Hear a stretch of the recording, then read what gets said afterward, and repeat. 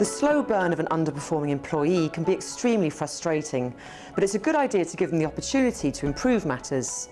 There may be an underlying reason why their work is suffering, so it's a good idea to approach the situation with caution, but at the same time take steps to protect your business. Julia Stirling from Healys Solicitors has joined me to discuss an appropriate plan of action for clients who have to deal with underperforming employees. So Julia, thanks for joining us. So I suppose the first question is, can you actually sack an employee who's underperforming? Yes, an employer can do that. They have to be careful that they follow a procedure which involves allowing the employee time to improve with support according to a timetable that's agreed with the employee. I mean, how important is it to find out what's going wrong? It's really important to find that out quickly. A lot of employers are worried about confronting problems that come up for understandable reasons. They hope they're going to get better on their own, but it's very useful to get it sorted out quickly. So it may be resolvable with an informal chat with the employee. If not, the employer can go on to use the procedure. Often an employee may be underperforming because they're suffering from personal issues. So to what extent does a client really have to go to accommodate an employee who's underperforming? It depends. There are a lot of personal issues that employees can face that can affect their performance at work, and the employer is going to want to know what they are and to deal with the consequences. If I give an example, a bereavement or something like that, then the employer will give some time off, I'm sure, and then when the employee comes back to work, will want to support the employee, but it is a balancing act between the needs of the business and the needs of the employee ultimately. There is no right answer to this question, but a lot depends on a common sense and reasonable approach. So do they have to be consistent?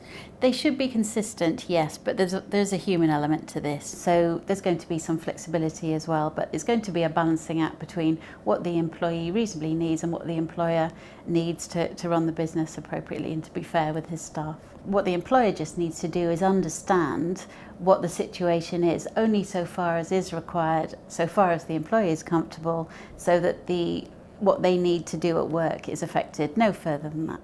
The bottom line is an employer shouldn't start delving into the personal issues. If the employee doesn't want to talk about it, they should leave it. I think an employer should take their cue in that kind of situation from the employee. If the employee gives a bare bones of what the problem is but doesn't want to say much more than that, then that should be respected. If the employer really needs to know more and it's relevant to the working situation, then perhaps they can explain why they need to know more and take it from there. So you might have a situation where an employee is underperforming, is about to go through some sort of disciplinary process, then suddenly goes off sick, and that could actually be a tactical move on their part. What would you advise a client in that situation? I think it can be quite useful here for an employer to think about their sickness absence procedure, and they can use it whether or not they suspect this is a tactical situation, because it's important for employers to ensure, and for the employees actually, to ensure that they get back to work and that they can stay at work.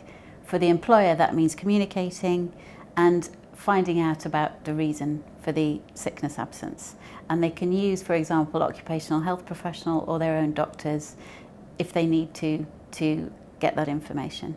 But I suppose there must be a sort of alternative situation, if you like, where you can offer the employee, in parallel to the existing negotiations, offer them just an exit strategy. If an employer wants to consider doing that, what they should do is say to the employee, look, there are these performance issues that we need to tackle. Perhaps they've tried to resolve them informally and it hasn't worked.